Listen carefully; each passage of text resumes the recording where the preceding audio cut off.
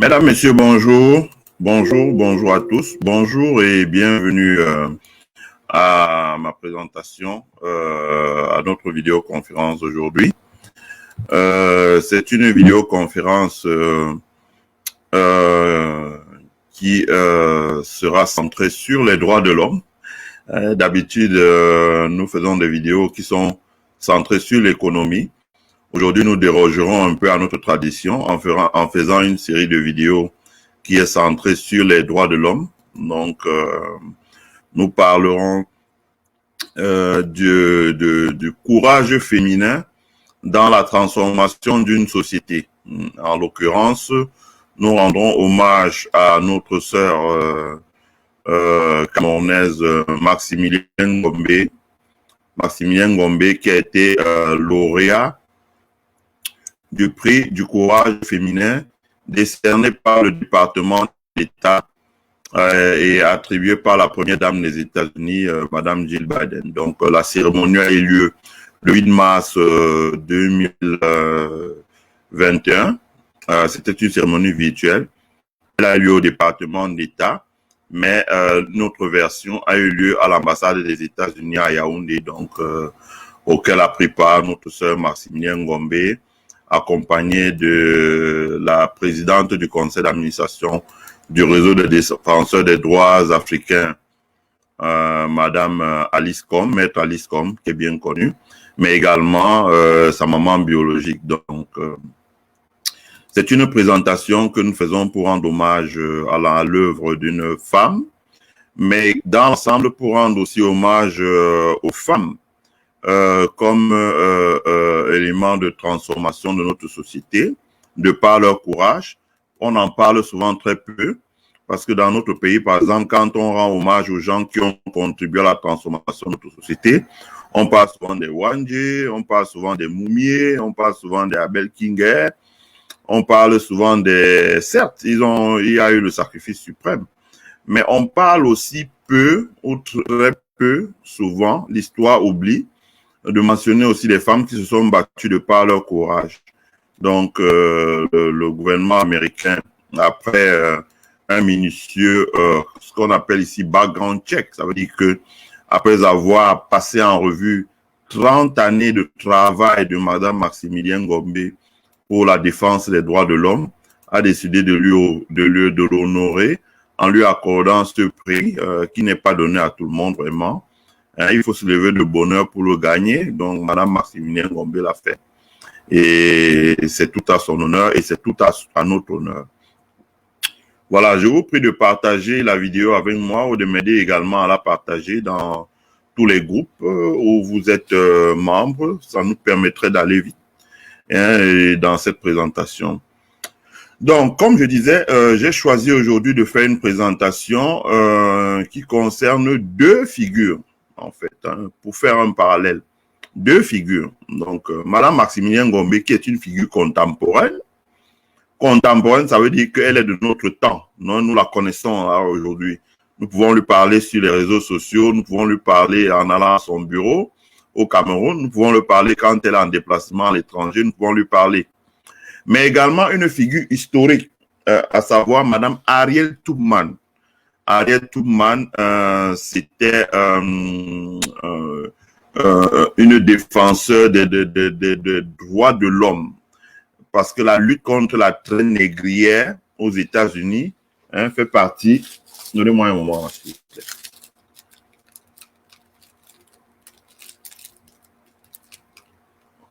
La lutte contre la lutte pour la défense des droits de l'homme aux États-Unis fait partie de ce qu'on a appelé également la... Bonjour Marie-Victoire. Donc, la lutte pour la défense des droits de l'homme fait partie de ce qu'on a appelé... La lutte pour l'abolition de la traite négrière fait partie également de ce qu'on a appelé les droits de l'homme. Voilà.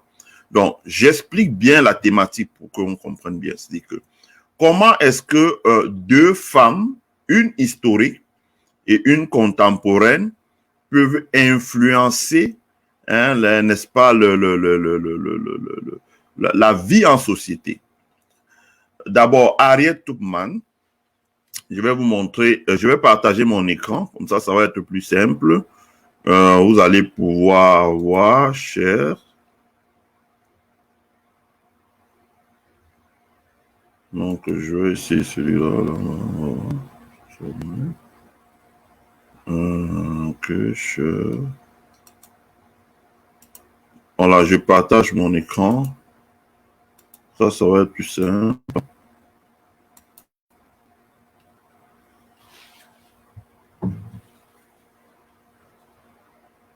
Je mets en place mon moniteur. Voilà, donc je pense que là, on doit faire un écran. Je pense un écran.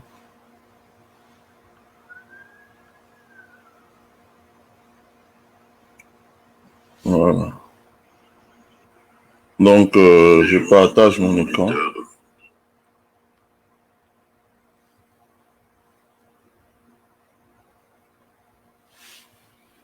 Bon, est-ce que c'est ça? Comment est-ce que ça sort à l'écran? Non, je vais changer. C'est pas la version que je voulais.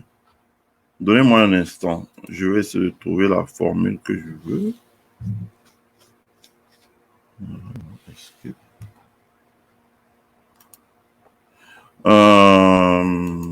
Attendez.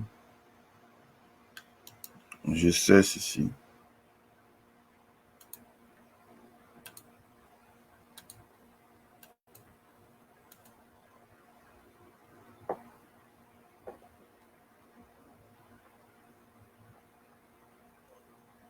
Je sais ici.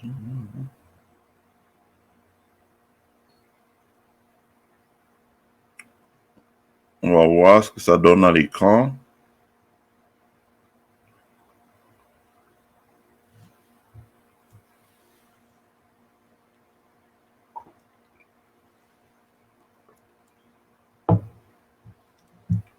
Voilà, voilà la formule que je recherchais. Voilà, c'est ça, c'est celle-là qui est la bonne. Voilà, donc comme je disais tout à l'heure, nous avons ici deux dames. Donc ici, c'est Harriet Tubman. Ici, c'est Maximilien Gombe. Ce qui m'intéresse ici, c'est le point commun entre ces deux personnalités. La personnalité à droite, à gauche de mon écran, c'est Maximilien Gombe, elle est camerounaise. À gauche, c'est Harriet Tubman, elle est américaine. Comment l'un et l'autre voilà, ont influencé. D'abord, Harriet Tubman. Qui est Harriet Tubman? Harriet Tubman, déjà, c'est une Américaine. Hein, Harriet Tubman, comme vous pouvez le voir vous-même, elle a vécu de 1920 de 1820 à 2013. Ça veut dire qu'elle a vécu environ 97 ans. Hein, 93 ans. Elle a vécu 93 ans. Donc, elle a vécu 93 ans. Et elle a vécu dans le sud des États-Unis, où elle était une esclave. Et comme beaucoup de familles, vous pouvez voir là sur la photo, c'était des familles qui vivaient dans des baraquements et qui travaillaient dans les plantations. C'est donc des esclaves qui travaillaient dans des plantations de coton, des plantations de canne à sucre, des plantations de pommes de terre, surtout de coton, parce qu'il fallait du coton pour approvisionner les usines de production textile, hein, dans des fonderies d'acier, etc., etc. Donc, ils travaillaient, on avait besoin de main-d'œuvre pour faire tourner les plantations. Donc, les grands exploitants négriers recouraient à la main-d'œuvre noire qu'ils allaient arrêter en Afrique et qu'ils vendaient aux États-Unis pour pouvoir, voilà, travailler dans les exploitations agricoles. Donc, Harriet Tubman était de celle-là. Et puis, l'histoire a évolué aux États-Unis à un moment et il a fallu, à un moment que disons que le nord et le sud, le nord était un peu plus avancé au plan de développement, la révolution scientifique, donc la révolution industrielle si je puis dire. Donc il y a eu l'avènement de la machine. Donc avec l'avènement de la machine, on avait de moins en moins besoin de main-d'œuvre. Donc, le Nord a accordé la liberté aux esclaves noirs. Donc, les esclaves noirs étaient affranchis. Et donc, au moment où ils travaillaient maintenant pour leur maître, que ce soit dans les restaurants, que ce soit dans les travaux de la maison, ils recevaient un salaire et ils avaient commencé progressivement à avoir des droits, même s'il y avait la discrimination. Mais dans le Sud, ce n'était pas le cas. Donc, Harriet Tubman, c'est cette dame, d'abord, qui s'est évadée du Sud pour rejoindre le Nord et qui a travaillé le reste de sa vie. Donc, elle s'est évadée quand elle était aux alentours de 25 ans et qui a passé près d'un demi-siècle, 50 ans, c'est long, près d'un demi-siècle à aider les gens, les prisonniers, les esclaves au Sud à s'évader. Donc, elle avait créé plusieurs chemins entre le Sud et le Nord. D'ailleurs, je rappelle que l'histoire de Harriet Tubman est enseignée dans les universités aux États-Unis et dans les écoles secondaires, comme on peut dire les lycées. Donc, elle a aidé beaucoup les Noirs à s'évader du Sud pour rejoindre le Nord. Donc, voici Harriet Tubman, voilà sa famille, hein, le père, la mère, les frères, les sœurs, etc., etc. Elle a passé toute une vie à aider les Noirs, donc elle créait les rues, elle explorait les rues entre le Sud et le Nord, avec tous les risques, le risque qu'elle puisse se faire arrêter. Et donc, c'est à force de faire qu'il y ait une évasion massive des Noirs qui rejoignaient le Nord et qui eux-mêmes, à leur tour, elle les formait, elle entraînait ceux qui étaient venus à créer les pistes pour amener les Noirs à s'évader, que progressivement, les gens du Sud, les maîtres esclaves du Sud, voyant qu'il y avait de moins en moins de prisonniers, on se sont dit, bon, si on reste là, tous nos esclaves vont s'évader pour aller au Nord. Et à ce moment, ils ont eux aussi à leur tour consenti des droits à des esclaves noirs pour que eux aussi, voilà, pour qu'ils puissent rester sur place. Ils leur ont donné une parcelle de terre et ceux qui travaillent désormais recevaient un salaire, etc., etc. Voilà comment Harriet Tubman a influencé la société, hein, en contribuant, voilà, à fragiliser les esclaves, les maîtres esclaves. L'œuvre d'Harriet Tubman a été reconnue aux États-Unis. Bon, parce que c'est important de le dire, parce que nous vivons au Cameroun dans une société où on a placé le bien matériel au centre de tout. Ça veut dire qu'on a réussi, où on est quelqu'un, où on a donné un sens à sa vie, c'est avoir l'argent par tous les moyens. C'est pour ça que vous voyez le FEMAN, c'est pour ça que vous voyez la corruption dans la fonction publique, c'est pour ça que tout le monde est à la recherche effrénée de l'argent. La prostitution de luxe ou bien normale, tout le monde est à la recherche effrénée de l'argent par tous les moyens. Bon. Alors on se dit, le meilleur moyen de rentrer dans l'histoire, c'est d'avoir l'argent, avoir une voiture ou construire une grande maison. Mais l'histoire, souvent, elle est difficile quand elle juge, parce que Harriet Tubman, que je sache, n'était pas un patron du CAC 40, du S&P 500 ou d'une multinationale. C'était une militante des droits de l'homme qui a lutté pour que les Noirs soient affranchis.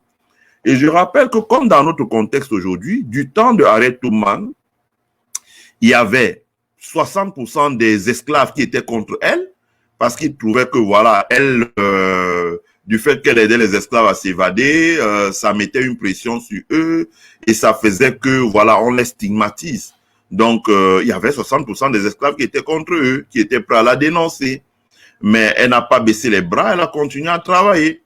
Malheureusement, ces esclaves qui étaient contre eux, même d'autres esclaves qui arrêtaient les Noirs qui s'évadaient, et un nombre d'autres esclaves noirs qui arrêtaient les Noirs qui s'évadaient, les amenaient pour leur patron blanc, pour qu'ils soient pendus, pour les effrayer et empêcher qu'ils aient envie de s'évader. L'histoire ne retient rien d'eux. En revanche, Harriet Tubman, là, a été immortalisée, hein, vous pouvez le voir. Il y a un film qui est sorti au cinéma qui traite de son histoire. Et je peux vous garantir que ce film-là a fait mouche ici aux États-Unis.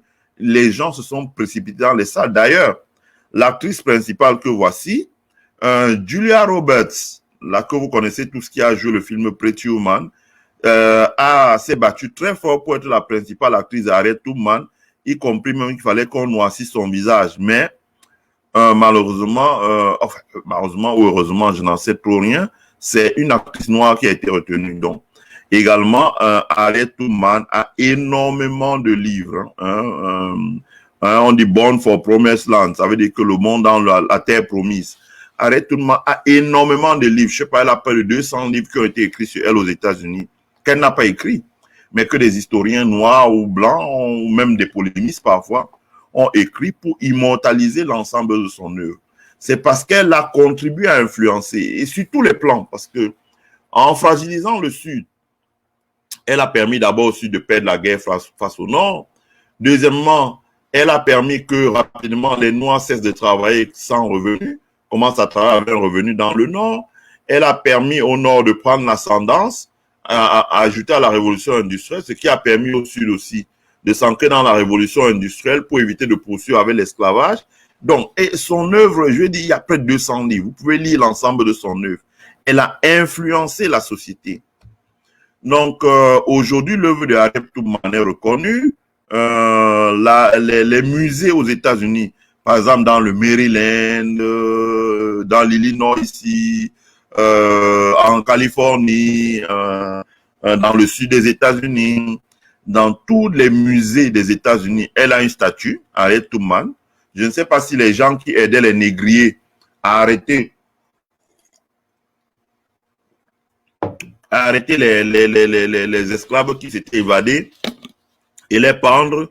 Je ne sais pas si eux aussi ont une statue, mais les descendants de ces négriers-là ont offert une statue à Harriet Tubman et non pas aux gens qui servaient leurs parents. Non, c'est important. Et ce qu'on récompense, c'est le courage. Donc, voici la statue d'Harriet Tubman dans le musée de Maryland, mais c'est dans tous les musées.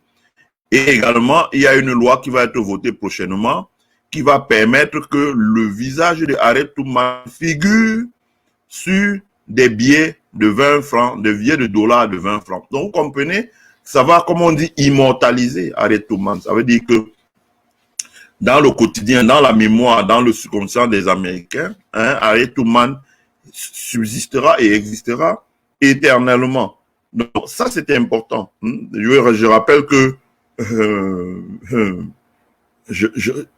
il y a même des chefs d'État qui ont dirigé l'Amérique qui n'auront pas leur visage sur un billet de 20 dollars.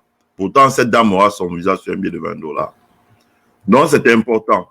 Donc, d'abord, je m'arrête là. Je skip. Donc, c'était pour montrer l'importance, bonsoir à tous. C'était pour montrer l'importance des femmes qui s'engagent dans une société. On dit que quand les femmes s'engagent dans une société, c'est pas seulement une blague, c'est quelque chose de très important. Donc, elles influencent la société. Et comme ça, dans toute l'histoire de l'humanité, il y a des femmes qui ont influencé la société. Winnie Mandela, qui est décédée en Afrique du Sud, a influencé la société parce qu'elle s'est battue en son temps. Ça n'a pas été facile. Elle s'est battue alors que son mari était en prison pour la fin de l'apartheid. Grâce à Machel, qui a épousé Nelson Mandela, s'est battue dans le maquis pour l'indépendance du Mozambique, pour que le Mozambique ne soit pas un État ségrégationniste où les Noirs étaient réprimés. On se rappelle de Graça Machel. Et même à la mort de son mari, elle s'est mariée après au patriarche Mandela. Ce sont des femmes qui se sont battues. Indira Gandhi en Inde, les femmes n'avaient pas de droits en Inde. La société indienne est l'une des sociétés les plus dures en termes de droits, etc. Donc, Indira Gandhi, c'est les femmes qui se sont battues pour affirmer un leadership. Benazir Bhutto, dans un pays musulman comme le Pakistan, où les droits ne sont pas souvent accordés aux femmes en vertu de la tradition, et deux, parfois la religion, des femmes comme Benazir Bhutto se sont battues pour imposer un leadership. Donc, il y a énormément de femmes comme ça. Simone Veil en France, ceux qui connaissent un peu l'histoire de la France, les femmes se faisaient, les droits des femmes, il n'y avait pas de droit. C'est pas parce que les gens voient la France aujourd'hui comme ça. Vous arrivez dans la campagne française, vous voyez encore des hommes, moi j'ai grandi en France, vous voyez encore des hommes qui battent leurs femmes, dans la campagne française. Alors que tu dis voilà, pam, pam, pam, pam, pam, devant vous, devant tout le monde. Et les enfants ne bronchent pas, ça existe encore. Avec plein d'autres choses, des femmes qui avaient 17 enfants parce que le type, il montait tous les soirs, des choses comme ça. Des femmes comme Simone Veil en France se sont battues énormément pour les droits des femmes.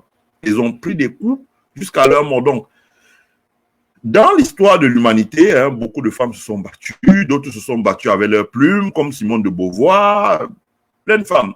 Dans notre pays aussi, donc, beaucoup de femmes se sont battues, comme les Marthe Mounier se sont battues, comme les Henriette Ekwe se sont battues, ont mené des combats, elles ont payé le prix cher, ça n'a pas été facile pour elles, hein, qui auraient pu, par exemple, avoir une bonne carrière dans l'administration et être peut-être une chef de secteur de douane et faire beaucoup d'argent, mais elles ont choisi toute une vie un engagement militant, elles se sont battues pour que, voilà, le multipartisme, le mur de la dictature soit de tombe, qu'on ait le multipartisme, après qu'on ait les partis politiques qui continuent à exercer. Donc, des femmes comme Henriette Ekwe. Je rappelle que Henriette Ekwe, d'ailleurs, a été la première Camerounaise à recevoir le prix du courage féminin. Hein, c'était Henriette Ekwe. Et au Cameroun, hein, d'ailleurs, je crois même en Afrique centrale, donc vous avez beaucoup de femmes qui se sont battues comme ça dans l'histoire de notre pays. Et très souvent, l'histoire parle peu d'elles. Donc, Henriette Tubman aux États-Unis est une héros. Hein, elle s'est battue comme ça. Donc, c'est important. Et elle a transformé la société dans le sens où, à elle tout seule, pendant un demi-siècle, elle a fragilisé, elle a été celle qui a organisé l'évasion massive des esclaves noirs du Sud pour rejoindre le Nord. Et sur un demi-siècle, c'est ça qui a abattu l'esclavage dans le Sud des États-Unis. Et ça a pratiquement mis fin à la traite négrière, parce que l'esclave même qui avait peur de s'évader, lorsqu'il voyait son frère qui s'était évadé et qui revenait avec une pièce d'identité qui pouvait circuler dans le Sud comme un homme libre, il se demandait qu'est-ce qu'il fait là, qu'est-ce qu'il attend pour s'évader, quitte à prendre des risques. Donc, toutes les nuits, il y avait des esclaves qui s'évadaient et les grands propriétaires de fermes dans le Sud n'avaient pas d'autre choix que de s'asseoir sur la table avec l'État fédéral et de mettre fin à l'esclavage dans le Sud et de d'octroyer les droits à leurs travailleurs pour qu'ils puissent rester sur place et commencer à les payer un salaire. Donc ça, c'était important. Donc des femmes comme Henriette Tubman ont contribué au progrès de la société. Donc, venons-en maintenant à Madame Maximilienne Gombe. Maximilienne Gombe, nous la connaissons tous, c'est une Camerounaise, c'est une leader d'opinion, c'est une femme publique qui s'est battue au Cameroun pendant 30 ans. Non, d'abord, j'aime souvent la taquiner UPCiste, ça déjà il faut le dire, elle est de courant, elle est une héritière de la tradition UPCiste, c'est des gens qui sont fortement ancrés dans l'UPC, l'idéologie, c'est-à-dire que l'Union des populations du Cameroun, des idées de gauche, des idées de liberté, des idées d'émancipation du peuple camerounais, des idées de progrès social, des idées, voilà, d'inclusion. Donc, elle est porteur de ces valeurs-là. Et comme elle le dit elle-même, elle a ses mentors, hein, Oumniobé, Félix Moumier, Ernest Ouandje, au sein des Afana. Je rappelle d'ailleurs que des gens comme Anissé et Kane qui se réclament de l'UPC, quand ils vont rendre visite à des gens comme Jacek Jonas, ils ne les reçoivent jamais. Parce qu'ils disent que c'est pas des vrais UPCistes. En revanche, quand Maximilien Gombe va rendre visite à la famille d'Ernest Ouandje, qui est encore vivante, ou de Jacek Jonas, qui est encore vivant, et il peut même dormir là-bas. Donc, ça veut dire qu'il la reconnaît étant comme quelqu'un qui a maintenu la flamme de ce combat qu'a porté l'UPC dans notre pays à sa manière. Donc, elle s'est investie dans la société civile. Deuxièmement, elle s'est battue pour une période longue quand même, parce que commencer à se battre en 90, nous sommes en 2021, ça fait 31 ans qu'elle lutte pour l'émancipation des droits ou bien les droits de l'homme. Parce que les gens disent les droits de l'homme, c'est quoi? Les droits de l'homme, lorsque nous naissons libres. Nous avons des droits, mais nous avons aussi des devoirs. Nous avons des devoirs, ça veut dire que nos obligations vis-à-vis de l'État, c'est-à-dire que payer nos impôts, voilà, garder les rues propres, si on est un fonctionnaire, délivrer le travail, si on est un policier, vers la sécurité. Bref, nous avons des devoirs. Maintenant, nous avons aussi des droits, dont le devoir, respecter les lois, tout ça c'est les devoirs. Mais nous avons aussi des droits que l'État doit garantir. Nous avons le droit à la sécurité. Nous avons le droit au respect de notre vie privée. Hein, quelqu'un ne peut pas faire intrusion, par exemple, comme j'ai vu Jean de Dieu Momo qui se cache derrière un profil Facebook et qui diffusent les données personnelles des personnes sur les réseaux sociaux. C'est pas possible. C'est la cybercriminalité. Donc, nous avons des droits. Nous avons le droit au respect de notre vie privée. Nous avons le droit à être soignés par l'État lorsque nous sommes malades. Nous avons le droit au logement. Nous avons le droit à l'éducation, par exemple. C'est la responsabilité de l'État d'éduquer les enfants. Nous avons le droit à bénéficier d'une justice équitable lorsque nous sommes violés. Nous avons le droit de marcher pour exprimer notre mécontentement. Par exemple, si ça ne va pas dans une collectivité où nous sommes, il n'y a pas de courant, peut-être nous payons des factures alors que nous n'avons pas d'électricité. Nous avons le droit de descendre dans la rue, de déclarer une manifestation et de descendre dans la rue, manifester pacifiquement. Nous avons le droit à un procès équitable, par exemple. Si nous sommes impliqués dans une affaire, une fausse affaire, nous avons le droit à un procès équitable. Nous avons le droit de vote. Hein? Lorsqu'il y a des consultations électorales, tout Camerounais, citoyen camerounais, détenteur de pièces d'identité, doit pouvoir, en principe, voter. Nous avons le droit, si nous avons le devoir de payer des impôts, nous avons aussi le droit de réclamer le minimum à l'État. Ça veut dire que l'éclairage, l'eau, etc., etc., etc. Donc, nous avons plusieurs droits, hein, donc plusieurs droits. Et d'ailleurs, nous avons le droit à adhérer à un parti politique, adhérer à une association de notre choix, etc., etc., etc. Nous avons le droit de nous marier avec qui nous voulons. Nous avons le droit de divorcer. Nous avons le droit d'avoir des enfants. Et les enfants que les gens accouchent ont le droit d'être éduqués par leurs parents et ce qui s'occupe d'eux jusqu'à ce qu'ils soient majeurs, etc., etc. Dans la vie, les hommes ont des devoirs, mais ils ont aussi des droits. Voilà, ils ont des droits et ces droits doivent être préservés et défendus. Voilà, préservés et défendus. Donc, Maximilien Ngombe est cette dame qui a pris la tête du réseau des défenseurs de droits de l'homme en Afrique centrale. Réseau, je précise bien, des défenseurs de droits de l'homme en Afrique centrale. C'est un réseau, hein, c'est un réseau, c'est important. Le mot en vaut la précision est utile. Elle est présidente du réseau des défenseurs de droits de l'homme en Afrique centrale. Ça veut dire qu'en Afrique centrale, non, vous avez, comme on dit, plusieurs,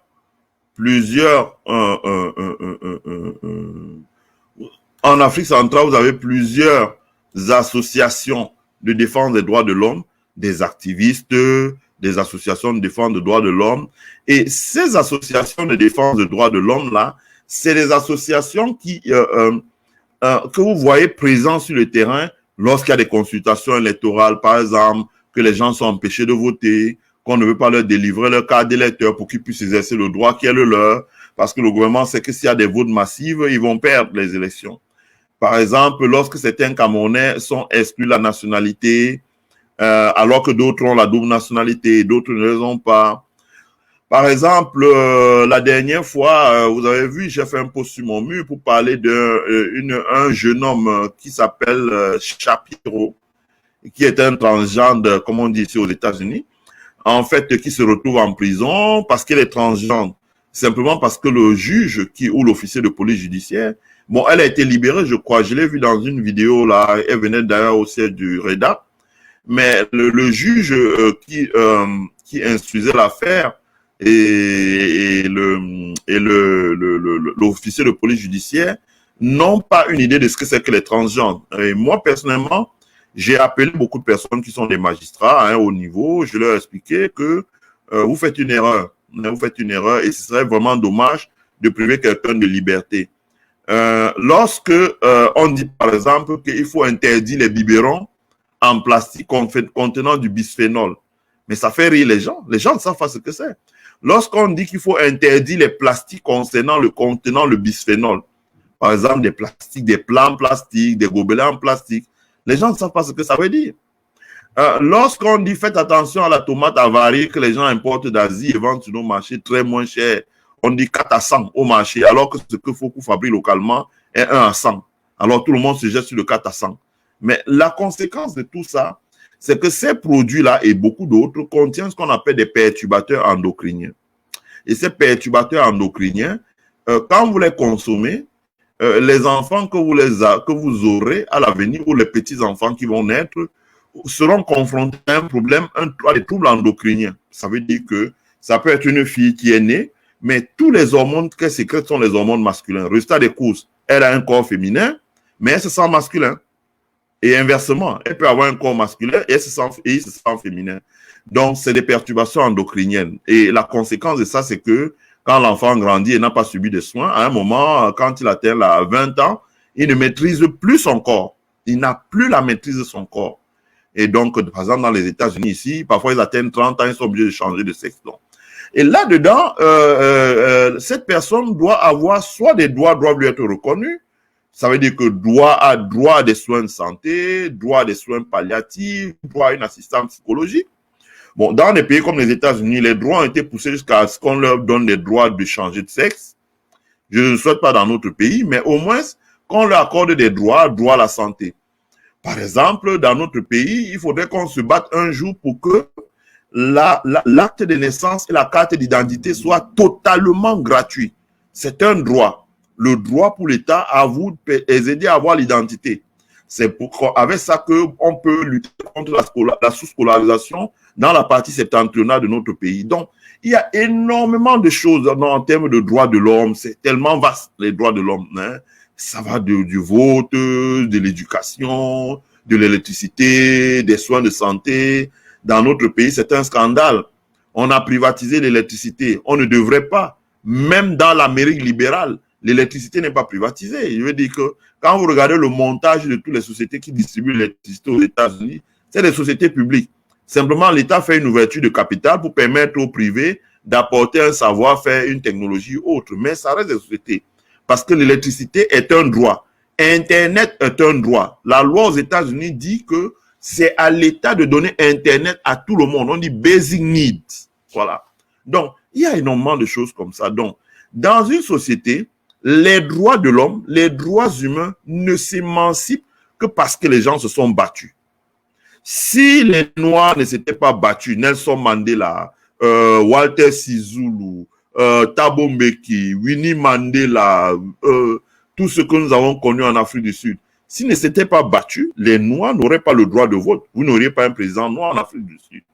C'est parce qu'ils se sont battus que vous avez un président noir en Afrique du Sud, que vous avez des députés noirs, que les Noirs sont libres de circuler, de manger, de boire, d'exercer une activité économique, de diriger l'Afrique du Sud.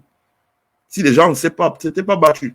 Donc, la bataille pour l'émancipation des droits humains, c'est quelque chose d'important.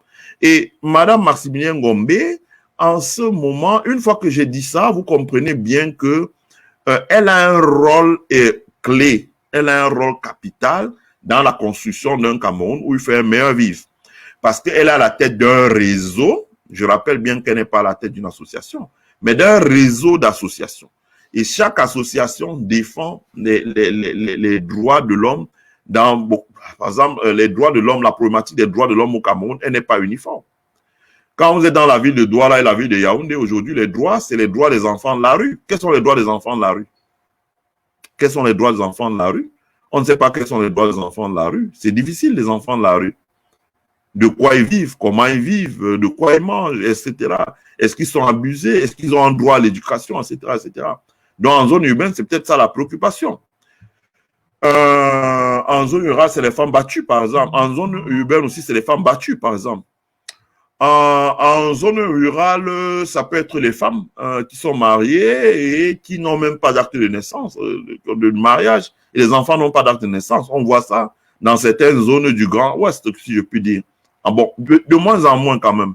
Parce que beaucoup de batailles ont été menées et ça a notamment reculé. Où on voyait des hommes qui avaient 8 femmes, 60 enfants et une femme n'avait l'acte de mariage, aucun enfant n'avait l'acte de naissance. Dans la partie septentrionale du pays, c'est par exemple, c'est les mariages précoces. Des filles qui vont en mariage à 12 ans, par exemple. 12 ans.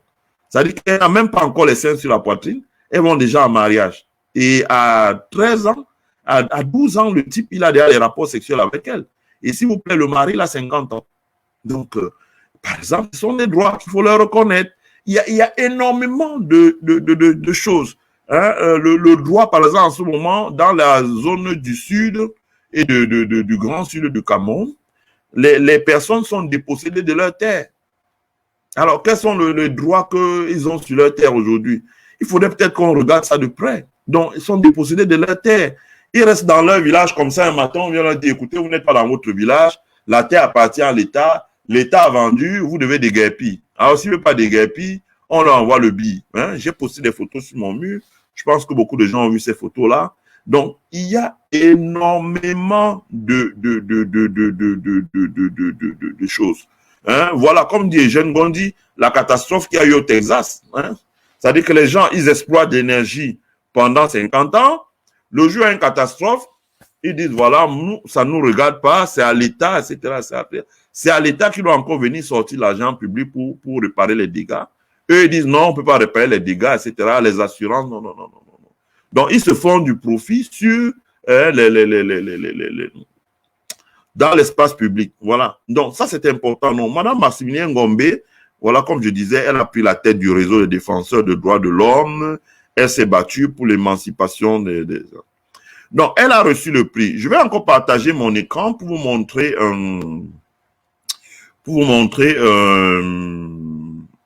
je vais partager mon écran.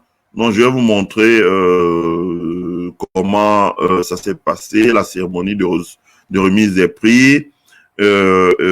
Qu'est-ce qui s'est dit, pourquoi le prix lui a été décerné. Donc, vous allez voir là. Je reviens share screen. Ok, share. Donc, voilà.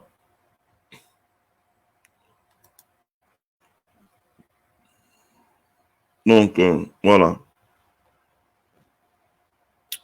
Donc, là, je suis à Maximilien Ngombe. Donc, lorsque le prix lui a été remis, je pense que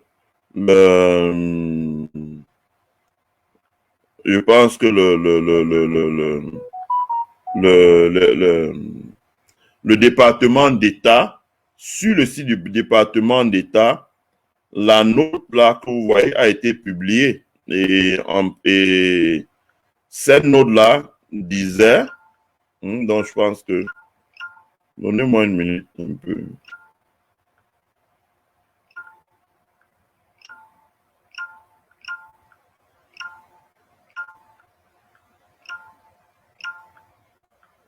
Donnez-moi une minute.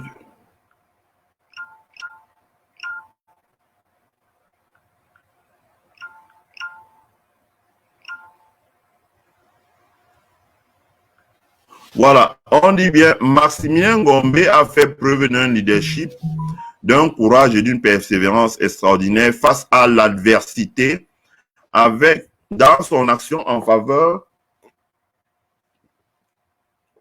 de la promotion des droits de l'homme au Cameroun et en Afrique centrale.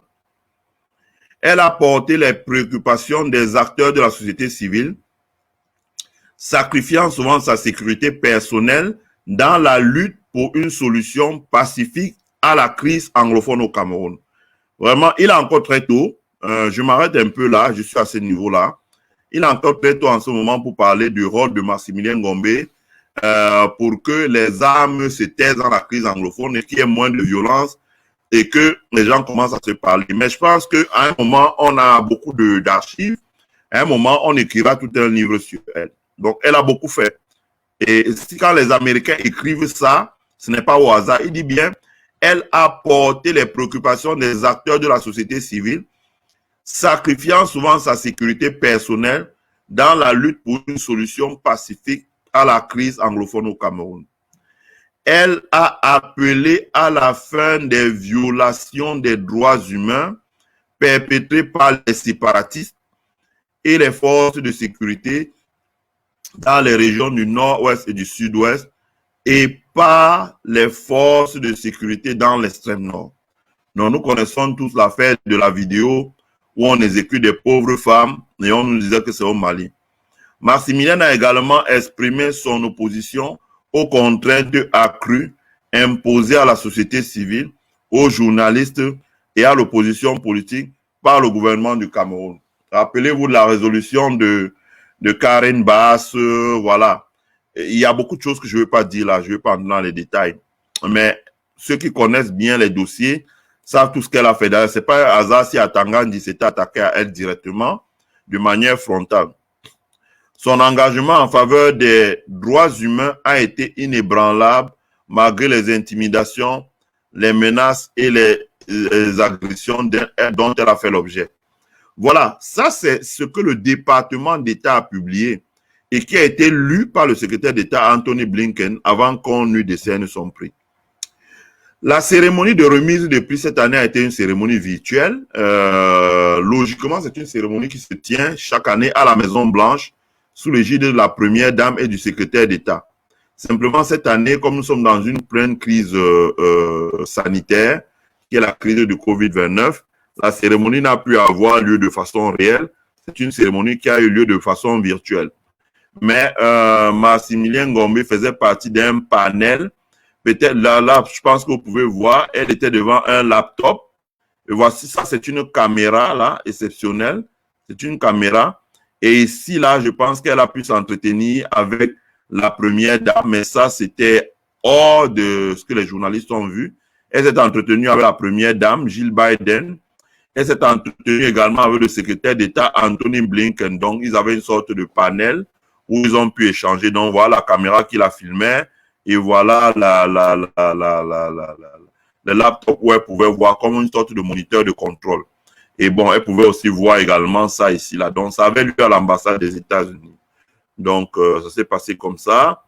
Et elle est venue à la cérémonie, c'est important. C'était une cérémonie importante. Elle est venue, je peux montrer la vidéo, là. Vous pouvez voir la vidéo. Elle est venue avec Alice Com, qui est sa tata, comme elle dit elle-même, qui est sa tante. Voilà Maître Alice Com. Hein? Maître Alice Com. Et voici sa mère biologique. Donc, c'est les deux personnes qui l'accompagnaient. C'est quelque chose qui a tout son sens. Bon. La maman Alice Com, que j'aime beaucoup, que j'ai souvent clashé, mais quand je l'appelle au téléphone, quand on s'entretient au téléphone, elle est souvent très gentille, voilà. Et quand je lui dis, ça ne t'embête pas que je te clash, elle dit non, pas du tout. Moi, je suis passé par là, donc voilà. J'aime beaucoup. Et comme je l'ai dit sur mon mur, j'admire beaucoup la complicité et le respect mutuel que ces deux dames ont de travailler ensemble depuis 30 ans. Ça, il faut le faire. Dans un Cameroun où on sait que les gens ont toujours tendance à vouloir dribbler les autres. Donc, ça, c'est maman, comme elle dit, hein, Alice Com, et sa mère biologique, voilà. Donc, et ici, là, c'est la cérémonie, hein, et c'était en présence du cercle familial, dont la maître Alice comme la maman biologique de Maximilien Ngombe. Donc, comme je dis, ici, Maximilien Ngombe pouvait répondre à dialoguer, à parler avec le secrétaire d'État et la première dame, là, et voilà la petite caméra qui, en fait, la prend et puis l'envoyait ici, là. Donc, elle avait un moniteur de contrôle et elle pouvait suivre ça. Donc, ça s'est passé comme ça. Voici la remise du prix. Ici, là, hein, la remise du prix. Je pense que ça, c'est le responsable des affaires politiques à l'ambassade des États-Unis à Yaoundé. Donc, et là, c'est Maximilien Ngombe. Et pareil pour la remise du prix, là aussi. Donc, ça, c'est la remise du prix. Elle me voit son prix. J'ai bien aimé. Pour ceux qui disent que c'était qui ont dit c'est une traître, etc., etc. Je vous ai dit que l'Amérique a une grande tradition d'honorer les gens qui se sont battus. Ici, vous avez le choix d'être un indique, d'être un collabo. Vous pouvez tout ce que vous voulez avec ceux qui oppriment les faibles. Mais sachez quand même qu'à la fin de la journée, on n'honore que ceux qui se sont battus pour que les droits avancent. Donc, il y avait le drapeau du Cameroun là, à l'intérieur de l'ambassade des États-Unis. Donc, c'était une fierté pour notre pays. Hein. Malheureusement pour nous, beaucoup de gens n'ont pas perçu le sens de cette cérémonie. Et c'est pour ça que nous faisons un live pour restituer ce qui est.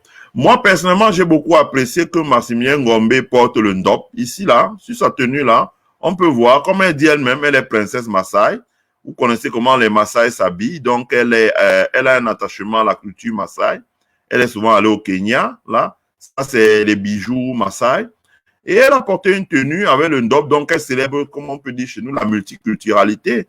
l'intégration culturelle dans notre pays, j'ai bien aimé. Et puis bon, au-delà de tout, ceux qui la connaissent en privé savent que elle partage sa vie avec un bangoulap. Donc, je ne veux pas entrer dans là-dedans parce que c'est des détails qui n'ont rien à voir avec le sujet. Et donc là, voilà la photo et la remise de son diplôme et de son prix à l'ancienne ambassade des États-Unis. Voici le prix, voilà, US Department of State, Secretary of State, International Women Courage Award is awarded to Mrs. Maximilien Chantal Ngombe for her courageous leadership, etc., etc., etc., in Cameroun. Voilà, March Anthony Blinken qui a signé, donc, c'est un prix qui est décerné par le département d'État. Donc, et là, voici, donc, une fois qu'on lui a remis le prix, avec sa mère biologique et puis sa mère mentoring. J'insiste ici là pour dire que dans une activité comme celle-là, défenseur des droits de l'homme au Cameroun, et je peux comprendre le choix de Mme Maximilien Ngombe. Vous avez besoin de vous appuyer beaucoup sur votre famille parce que les coups sont durs. Vous prenez vraiment des coups très, très durs. C'est très rude. Hein, vous avez vu les coups qu'Atanga lui a administrés. Ça ne donne pas le lait, comme on dit au pays. Ça ne donne pas le lait. Et deuxièmement, Maître Alice Com, c'est important de le dire. Aux États-Unis, peut-être que ce n'est pas trop connu encore chez nous, il y a ce qu'on appelle le mentoring. Ça veut dire que quand vous voulez exercer une activité, vous ne devenez pas efficacement défenseur des droits de l'homme. Bon, je sais que moi, j'ai souvent parlé avec Maximilienne. Elle me dit, voilà, elle a beaucoup été encadrée par quelqu'un comme Moukoko Priso, qui est décédé. Je pense que s'il était vivant, sans doute qu'il serait là. Et Moukoko Priso. Et puis maintenant, il y a eu aussi quelqu'un comme Maître Alice Com. Maître Alice Com qui s'est quand même battu beaucoup pour les droits au Cameroun, qui a fait beaucoup de choses, qui s'est battu. Je me rappelle, on était plus petits, on entendait à la radio en 1990-93, à Bamenda, sur Africa numéro 1, sur France Inter, comment on appelle, RFI à l'époque, c'était même pas FM. Donc, on entendait à la radio, sur Africa numéro 1, avec Bohab. Donc, ces gens qui se sont battus pour le multipartisme au Cameroun. Donc, elle a fait ce qu'on appelle un mentoring. Mentoring, ça veut dire que, voilà, encadrer, montrer les clés, montrer les clés. Et je pense que c'est à juste titre que Maître Alice Com accompagnait Maximilien Ngombe à la remise de ce prix. Et elle aurait sans doute accompagné si la remise du prix s'était fait aux États-Unis. Donc là, c'est une remise de prix qui a lieu à la Maison-Blanche. Mais comme cette année, on a eu la crise du Covid, ça ne s'est pas fait à la Maison-Blanche, ça s'est fait plutôt dans les ambassades. Mais, anyway, c'est l'important, c'est le award qui compte. Donc, voilà Madame Ngombe avec son award. Elle a posé pour la photo. Ici, elle pose également pour la photo. Elle a dédié son prix à tous les défenseurs. Je pense que là, c'est une vidéo. Ouais, là, je vais cliquer dessus. Voilà. Elle s'est exprimée.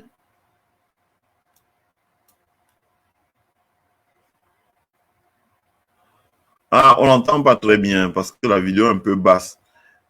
Mais je pense que pour ceux qui ont suivi la vidéo, je l'ai postée sur mon mur. Elle a dédié la vidéo à tous les activistes et défenseurs des droits de l'homme. Je rappelle d'abord que le REDA, c'est un réseau de défenseurs des droits de l'homme. Ils sont partout, au Cameroun, en Afrique centrale, partout. C'est-à-dire que tous les défenseurs ont créé une plateforme commune. Donc, il y en a qui sont en Centrafrique, qui sont au Tchad, qui sont en Guinée équatoriale, qui sont au Gabon, qui sont au Congo, qui sont en Angola, qui sont en RDC. Donc, le REDA, ça va partout en Afrique centrale. Première chose. Et donc, c'est un réseau. Et ensuite, je pense que c'était important. Maximilien Ngombe a quand même tenu à remercier tous les gens. Voilà. Elle a tenu à remercier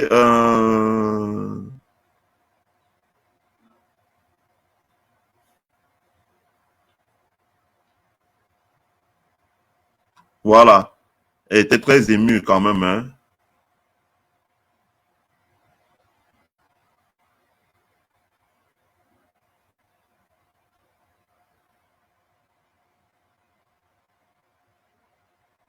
Voilà. Donc, je laisse la vidéo jusqu'au bout. Voilà, elle était très émue. Voilà, elle était très émue. voilà, à la remise de son prix, voilà, elle était très émue. Voilà, elle était vraiment très émue. Donc, voilà, on va revenir sur cette partie-ci après. Bon, voilà, j'arrête mon partage d'écran. Voilà. Donc, Maximilien Ngombe était très ému à la remise de son prix.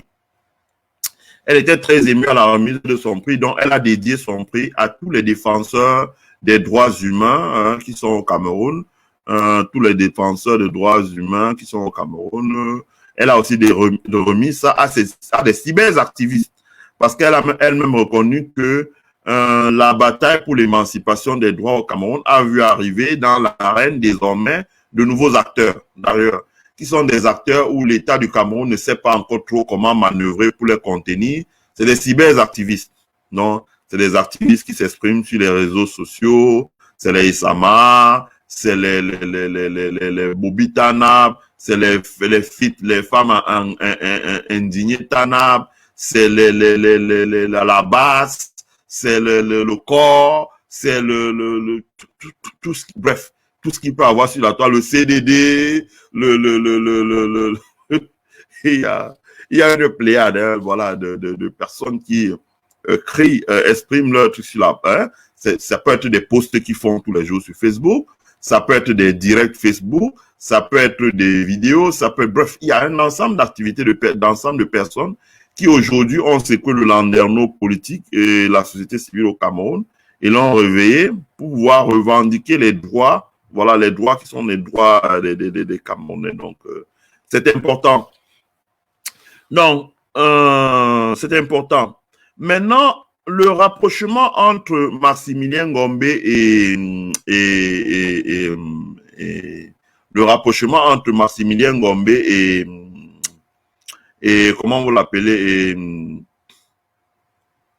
et Harriet Tubman, c'est que les deux, que vous le vouliez ou pas, d'une manière ou d'une autre, ont influencé c'est important de le dire. Les deux ont influencé la société dans laquelle ils vivent. Vous avez vous-même vu, les Américains vous ont rapporté le fait que dans le cadre de la crise anglophone, Maximilien Ngombe, bon, je ne veux pas entrer dans les détails parce que c'est un dossier assez complexe et il y a beaucoup de choses qu'on ne doit pas dire parce que ça ne doit pas arriver aux oreilles des autorités camerounaises et qui, je suis persuadé, ne savent pas de quoi il s'agit. Donc, Maximilien Ngombe a beaucoup influencé. Je pense qu'à la fin de la crise anglophone, on ouvrira les archives, les Américains ouvriront leurs archives, les Français ouvriront leurs archives, les Camerounais même ouvriront leurs archives, et on saura beaucoup de choses sur ce qui s'est passé. Donc, mais ce que je peux dire, c'est que Maximilien Ngombe a beaucoup travaillé pour qu'on ramène la balle au centre. Dans le cadre de la guerre contre Boko Haram, l'armée camerounaise était un peu dépassée par les événements. Elle avait très peu de moyens de se défendre. Elle n'avait pas vraiment l'outil de travail performant pour pouvoir faire face à une menace asymétrique. Donc, elle a utilisé les méthodes qu'elle utilise habituellement. Ça veut dire qu'on ramasse tout le monde et puis les brutalités, il y a eu beaucoup d'innocents là-dedans qui ont été victimes. Et dans ce contexte-là, quand les innocents sont victimes, évidemment, les droits de l'homme commandent qu'on défende ceux qui sont des innocents, comme on dit. Et là aussi, Maximilien Ngombe a beaucoup travaillé pour dénoncer les abus. Hein. On a vu les abus, notamment dans le Nord. Vous avez vu la fameuse vidéo qui est sortie où il y avait des femmes et des enfants qui se faisaient exécuter. Donc, ça a amené que les États-Unis puissent mettre en place des programmes et former beaucoup notre armée au respect des droits, malgré, même sur le théâtre des opérations, mais également leur donner du matériel qui peut leur permettre de pouvoir travailler.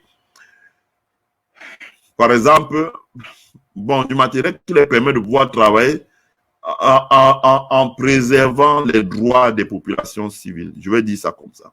Donc, Mme Ngombe a beaucoup travaillé. Je dis qu'il est encore très tôt parce que le conflit à l'extrême nord n'est pas encore terminé.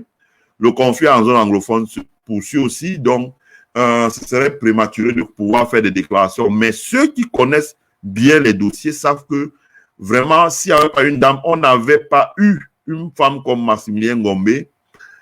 Les exactions sur les pauvres populations civiles à l'extrême nord auraient été un pire cauchemar. Quand il faudra écrire l'histoire dans 30 ans. Voilà. Donc, il y a beaucoup de choses qui ont été faites là. Je ne veux pas entrer dans les détails. Ensuite, sur la crise anglophone, moi, je l'ai dit et j'ai toujours assumé, ça peut me valoir ce que ça me vaut, ça vaut aussi des ennemis, hein. Mais les élites anglophones, c'est zéro. C'est des... c'est que, voilà, c'est comme... De ce côté-là, moi, je donne raison à Dieu comme Tchameni, qui disait une fois sur son mur, il disait, vous verrez, je les connais, moi, j'ai grandi à Kumba dans les années 60, tout ce que les gens racontent, on a trompé nos parents. Non, les parents sont allés, ils ont pris l'argent, ils ont pris les postes, ils ont pris les avantages qui allaient avec, et ils ont laissé tomber leur population. Et les populations, 60 ans plus tard, s'aperçoivent qu'elles sont, qu'on les avait, bref, qu'on leurs parents ont mis les signatures sur les documents, mais en prenant de l'argent. Et c'est la même chose qui s'est reproduite dans la crise anglophone. Beaucoup de gens ont émargé, ont mangé et ont laissé tomber les pauvres populations. Donc, de ce côté-là, maintenant, les pauvres populations se retrouvent entre deux feux nourris. D'un côté, l'armée, avec tout ce que les méthodes qu'elle a. Notre armée n'a pas beaucoup de moyens, donc elle utilise les méthodes on les a appris depuis 1960. Incendier les villages, expulser les populations, etc., etc. C'est ce qu'elle sait faire. Ils n'ont pas les moyens pour faire face à une menace asymétrique. Et de l'autre, maintenant, les bandes séparatistes aussi, qui ont besoin de nourriture, d'argent, de munitions, etc. Donc, ils appuient sur les populations civiles qui sont pris entre deux feux. Donc, là aussi, il y a eu beaucoup d'abus et Maximilien Ngombe s'est vraiment battu au-delà du fait que c'est des gens qui se sont battus pour qu'on arrive au multipartisme, qu'il puisse avoir des élections, et puis après qu'on puisse avoir l'ONEL et les CAM, etc., etc. Donc, elle s'est beaucoup battue. Ça fait le rapprochement avec Harriet Tubman. Ça veut dire que c'est les femmes qui sont courageuses, qui ont pris beaucoup de coups. Par exemple, Harriet Tubman, l'histoire ne rapporte pas qu'elle a eu d'enfants, parce que personne ne voulait s'afficher avec une femme comme ça en son temps. Maximilien Ngombe aujourd'hui, par exemple, ses enfants sont obligés de vivre à l'étranger parce que s'ils vivent au Cameroun, vous savez comment ça se passe. Hein? On peut procéder à des exactions sur sa famille. Donc, c'est souvent très dangereux. Donc, ses enfants vivent à l'étranger. Elle-même, elle vit chaque jour sous menace. Elle est obligée d'avoir un véhicule, un garde de corps. C'est pas évident. Donc, c'est ça, c'est ça. Donc, comme je l'ai dit, les femmes ont mené beaucoup de combats pour la lutte et j'ai cité les figures. Winnie Mandela, Graça Machel, Henriette Ekwe au Cameroun, beaucoup de femmes en Côte d'Ivoire, Simone Babo, Graça Machel, en RDC, il y en a eu au Rwanda, par exemple, vous avez la dame qui était premier ministre au temps avant le génocide, qui était radicalement opposé au génocide, qui a été tué par les extrémistes Hutus. Vous avez énormément de femmes dans les pays comme l'Algérie, Assiba Boumeka, la marathonienne algérienne. Beaucoup de femmes se sont battues, hein, comme je vous ai dit, en France, en Amérique latine, etc. Donc, Maximilien Ngombe s'inscrit dans cette tradition. Maintenant, pourquoi l'Amérique récompense les droits? Là, j'aimerais parler de ça parce que j'ai lu beaucoup de choses sur la toile. Comme toujours, les Camerounais sont excessifs. Donc, quand il y a une situation comme celle-là, oh, c'est une agent de l'Occident.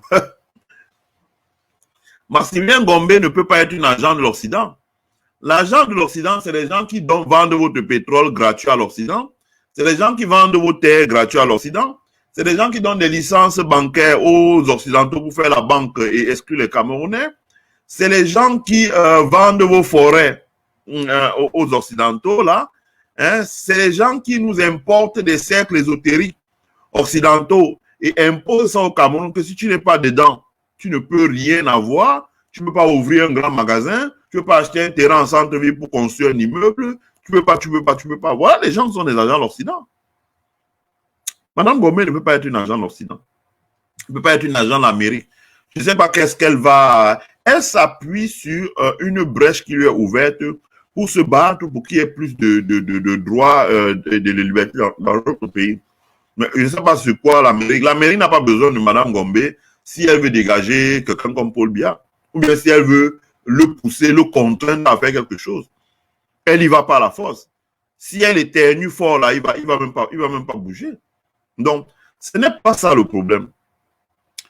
Ceux qui vivent en Amérique savent que dans ce pays-là, c'est un pays qui s'est construit au forcé. C'est un pays qui s'est construit sur des batailles. Il y a eu la guerre entre le Nord et le Sud. Il y a une guerre civile, disons ça comme ça. Il y a eu la guerre pour les droits. Les gens se sont toujours battus pour les droits. Les Noirs se sont battus pour avoir l'émancipation. Les femmes se sont battues pour avoir des droits. Il faut savoir que dans ce pays, les femmes n'avaient pas le droit de vote. Les femmes avaient plein de droits. Le droit à l'éducation. Les Noirs n'avaient pas accès à l'éducation. Il était interdit à un Noir d'aller à l'école. Le Noir qui était surpris en train de lire un livre était pendu.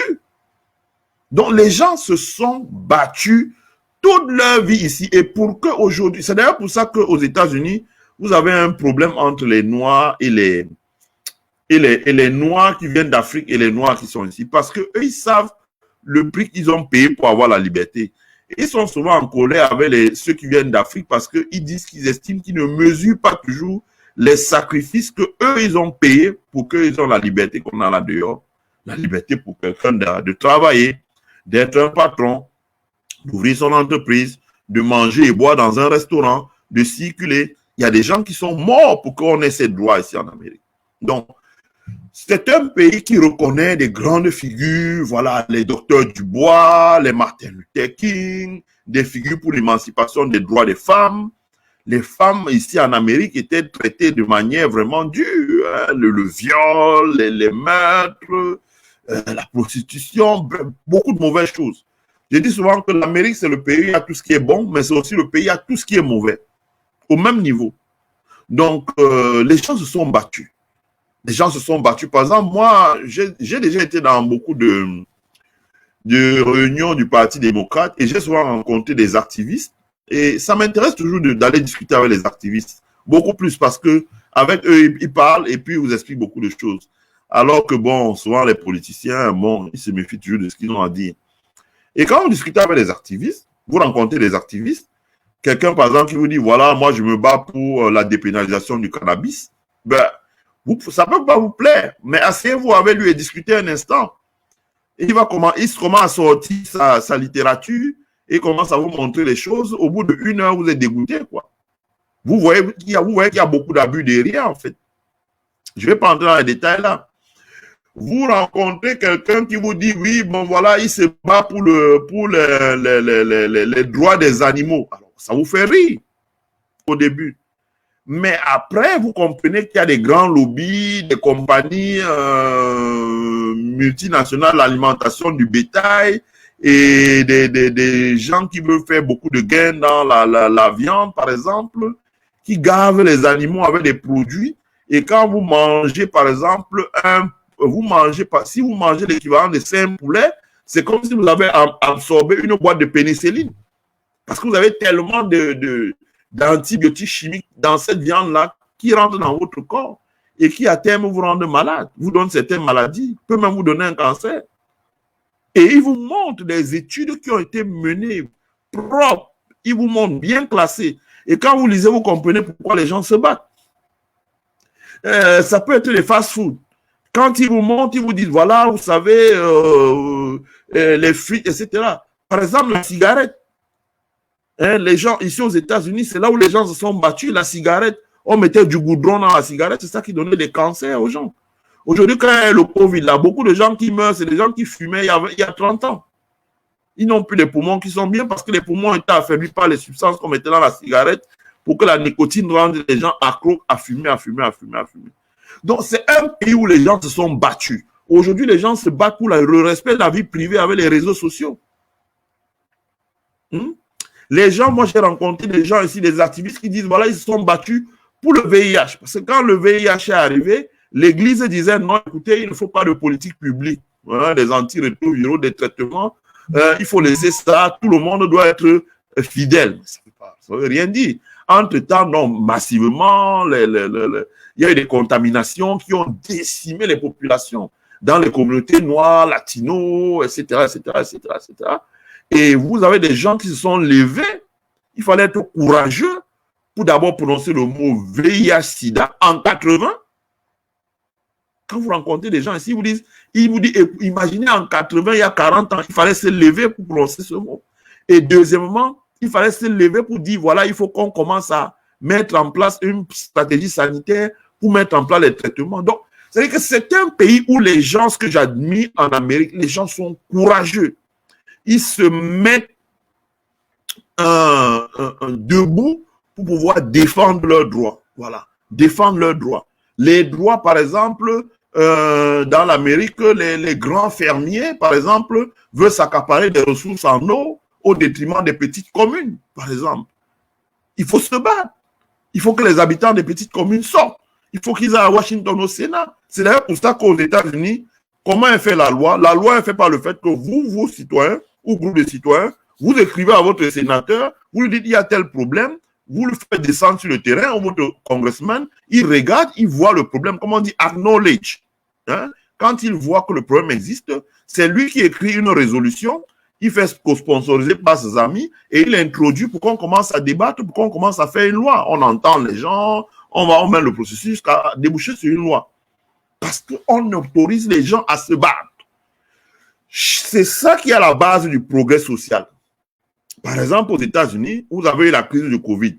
La raison pour laquelle 9 mois plus tard, on a le vaccin, c'est parce que près d'1 million sont morts. Donc la population commence à grogner. Les gens prennent les élus à la gorge. Les gens, moi j'ai vu la dernière fois, un direct Facebook de notre sénateur Dick Durbin, comment il se faisait insulter.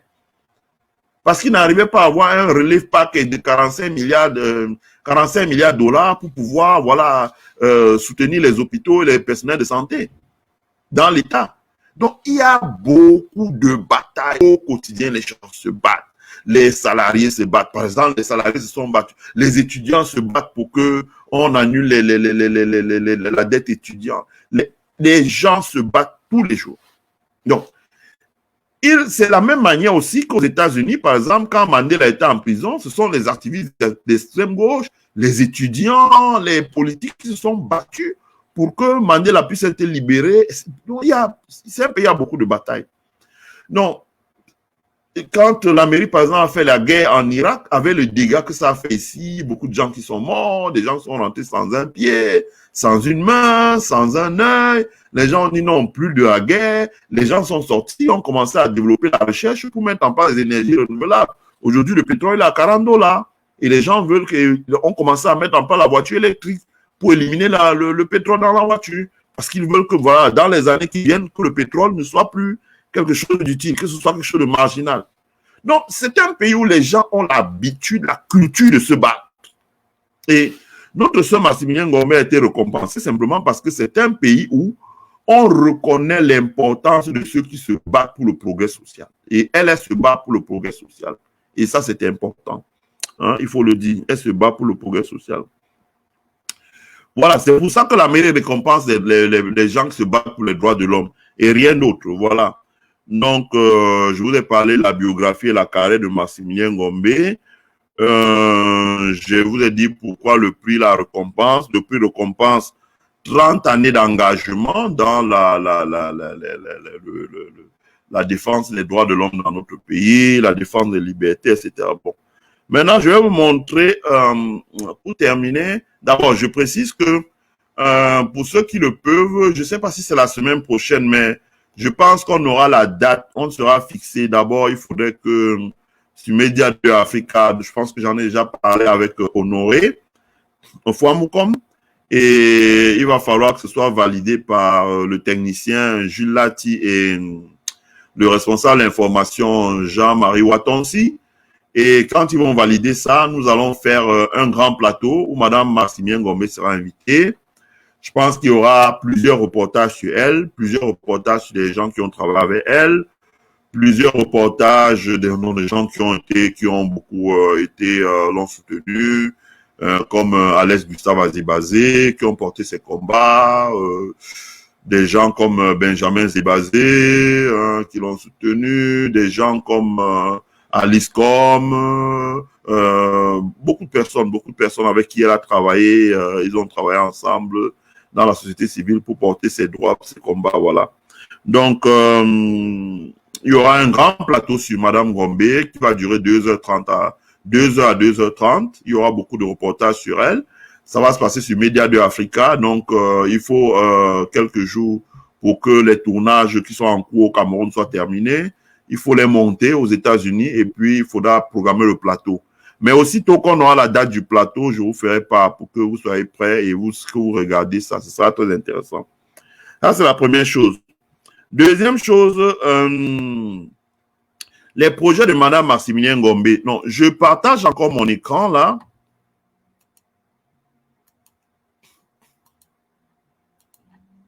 Je partage mon écran. Là. OK.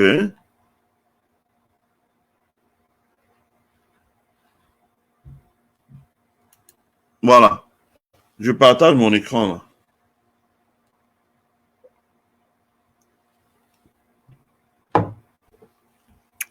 Voici la Maison des droits de l'homme en Côte d'Ivoire. Parce que, si vous voulez, dans tous les pays qui se respectent,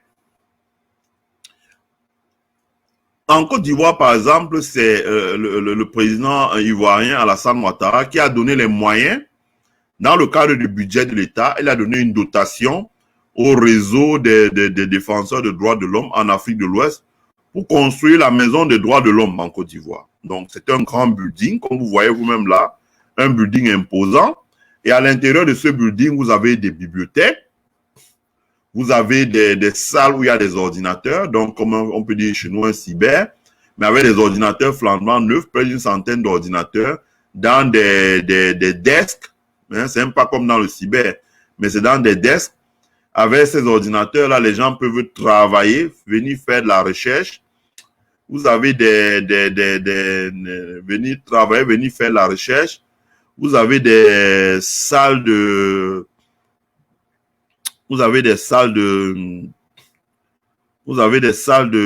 voilà, vous avez une bibliothèque, une grande bibliothèque, vous avez des salles de conférence, vous avez des salles de réunion, vous avez des salles même d'hébergement. Ça veut dire que si les responsables, les gens des droits de l'homme viennent des pays comme le Burkina, sont de passage en Côte d'Ivoire pour leurs activités, ils peuvent être hébergés là.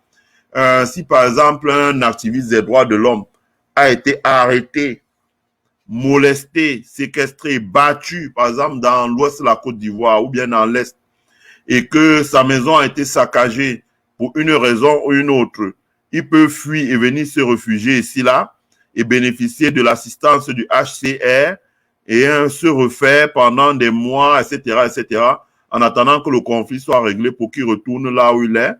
Vous avez un endroit où les gens peuvent lire, là où les journalistes peuvent venir faire des recherches, là où des partenaires internationaux peuvent venir faire beaucoup de choses. Bon, beaucoup de choses. Vous avez ça en Côte d'Ivoire.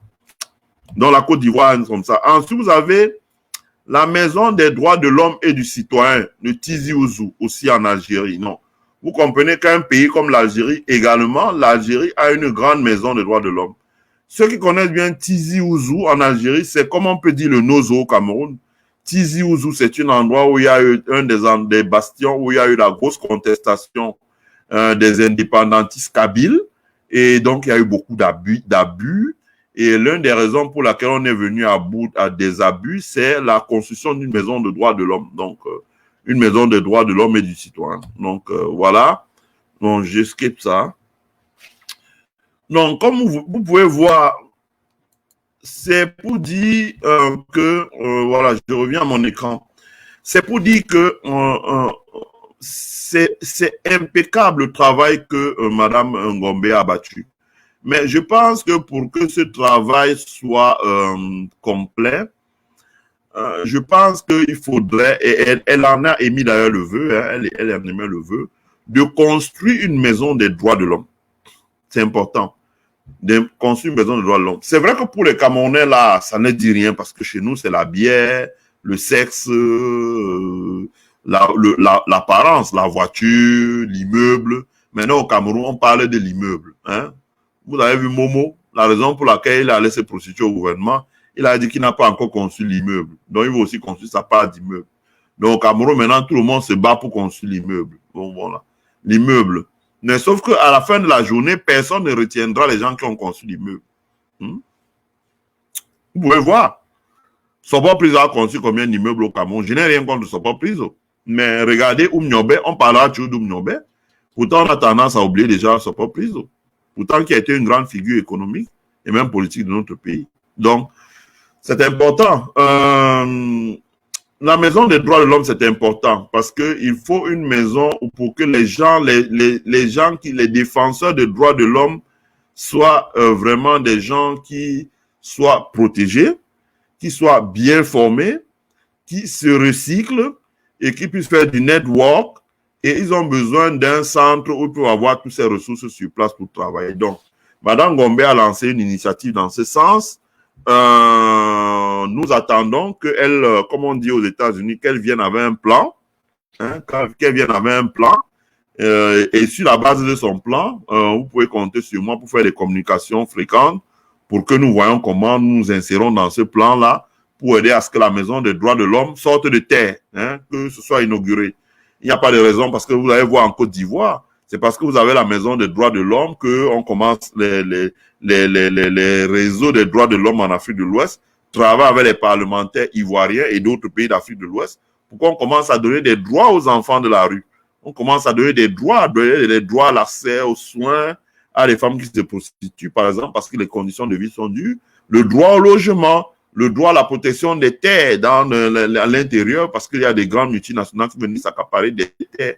Il y a plein de choses. À partir du moment où ils ont une maison des droits de l'homme, ils peuvent former des gens. Les gens viennent en disant, il y a tel problème, on les forme, on leur dit ce que dit la loi, on dit ce que disent les conventions internationales, on leur apprend beaucoup de choses. Ils peuvent avoir accès, par exemple, je sais pas moi, il y a des grandes librairies aux États-Unis, comme l'université de Georgetown, l'université de Howard.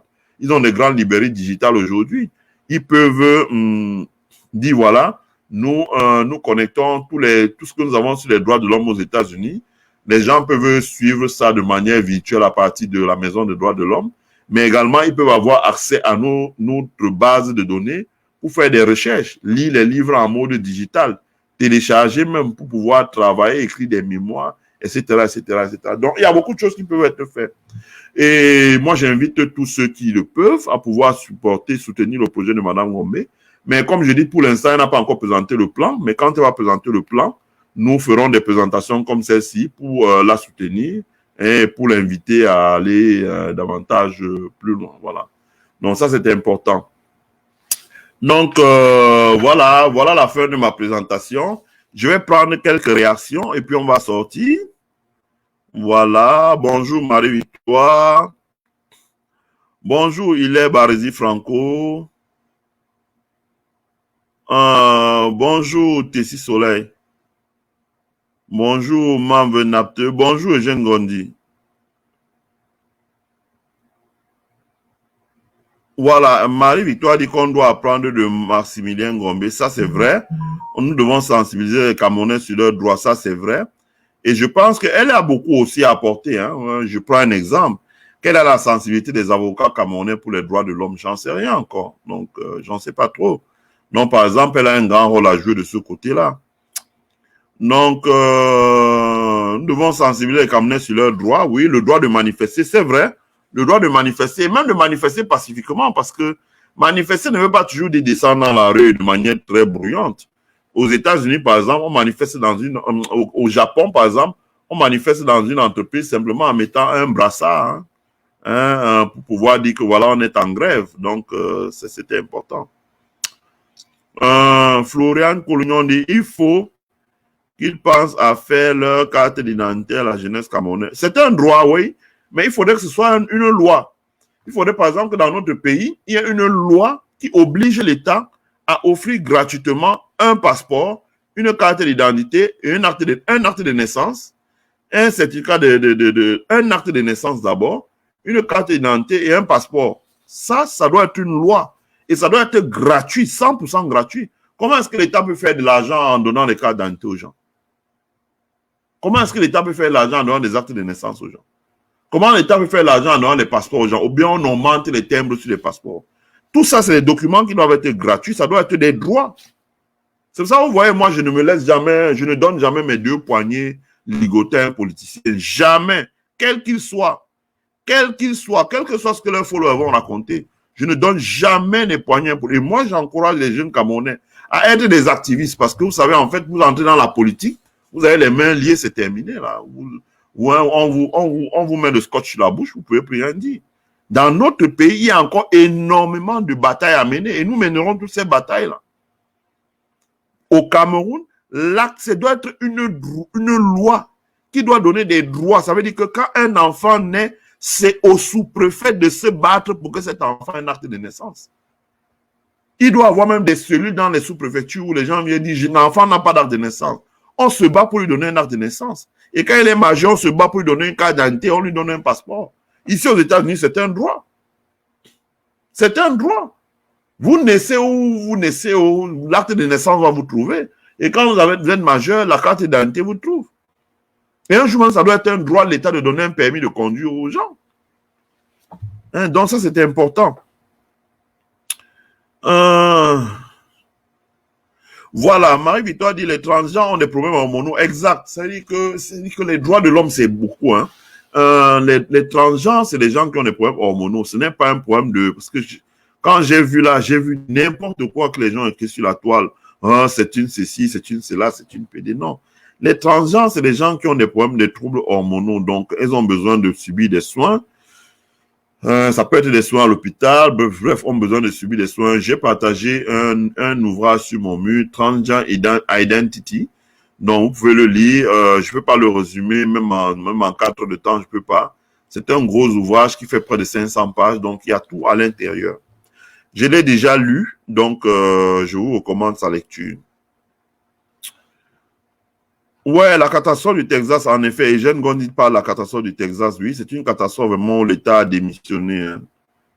Le privé. Comme avait dit un jour Laurent Fabius, je me rappelle quand j'étais étudiant en France, on l'avait invité, il avait dit, le capitalisme moderne, c'est l'individualisation des bénéfices et la socialisation des pertes.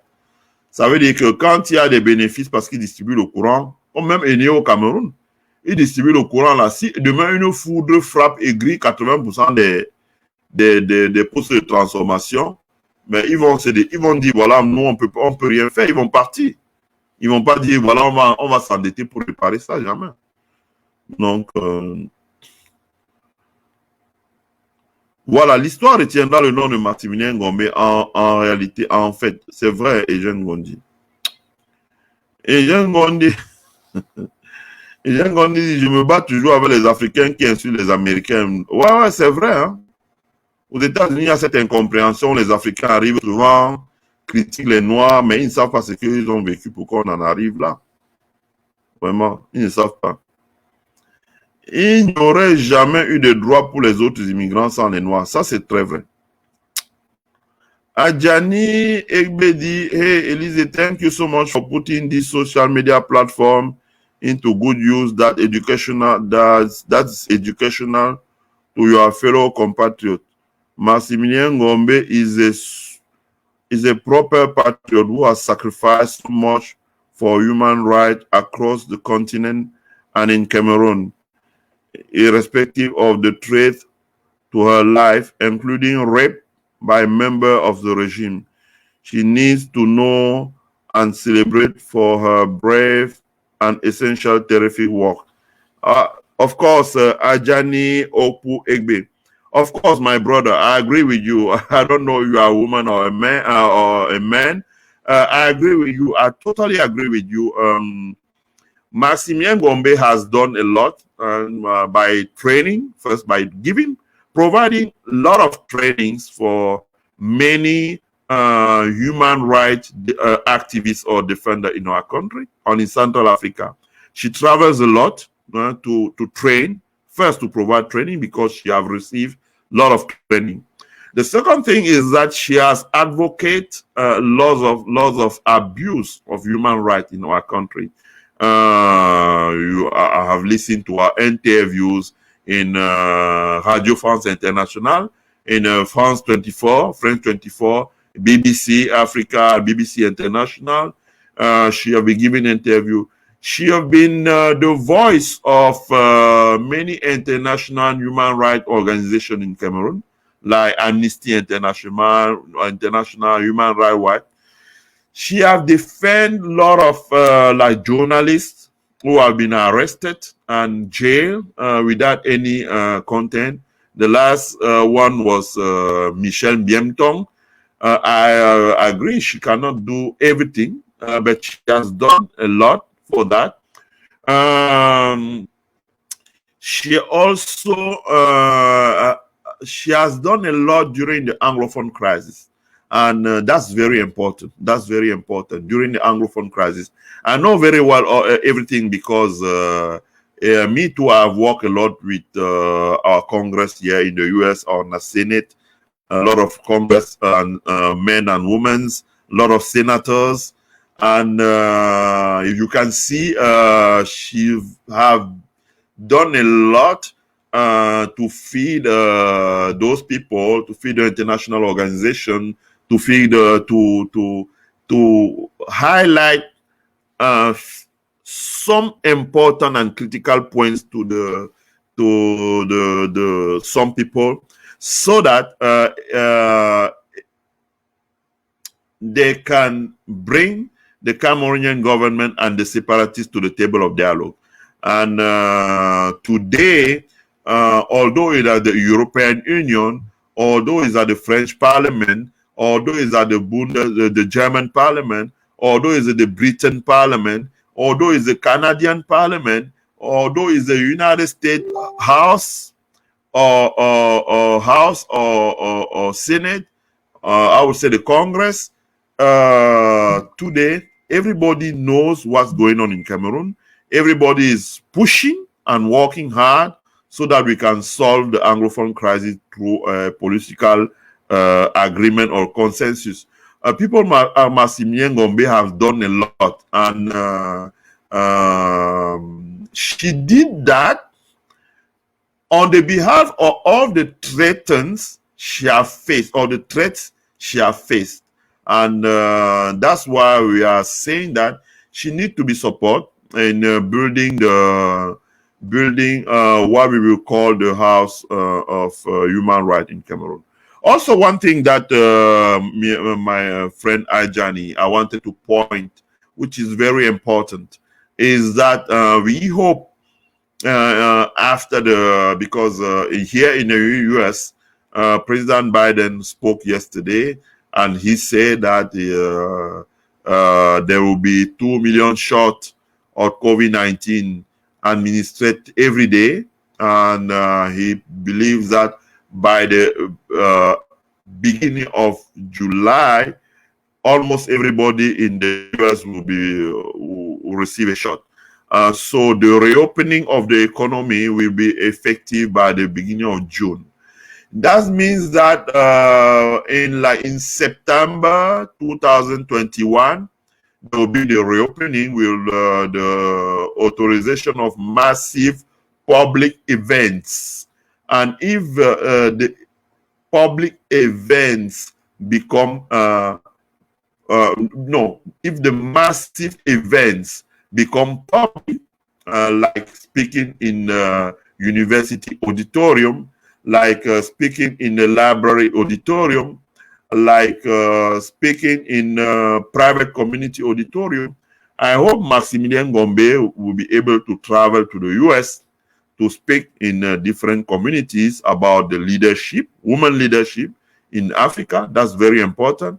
And she will also be able to travel in US to speak about the defense of human rights, and also seeking support for sponsors in the US to build that the project that she cares about. So that's very important. That's why we celebrate the award that she received from Mr. Tony Blinken, the Secretary of State, and also the first woman on the US, Mrs. Jill Biden. So that's very important to point that. Okay. With that said, that's the end of my presentation today. I want to thank everybody who joined the presentation, those who shared the presentation, and those who watch it. And like I say, and I will say it in French, la vidéoconférence sera en replay sur JMTV+, le site internet, et jmtv.com, le site internet, JMTV plus sur YouTube, mais il sera également en replay sur Ici CEMAC. Ici CEMAC, c'est le site internet où vous avez l'actualité économique, politique, sociale, éducative, tout ce que vous voulez, de tout ce qui se passe dans la zone CEMAC, qui est administrée par mon ami Modeste Mbata là. Et ça fait 20 ans, voilà aussi des gens qui se battent beaucoup. Ça fait plus de 20 ans qu'ils font ça et c'est tout à leur honneur. Je vous remercie beaucoup. Je vous souhaite de passer à toute une bonne journée. Retrouvez-moi dimanche sur Média de Africa. Et on est vendredi. S'il plaît à Dieu, la semaine prochaine, on fera une grande présentation sur la bourse du Caire en Égypte et comment elle peut aider à financer les entreprises au Cameroun. Bye.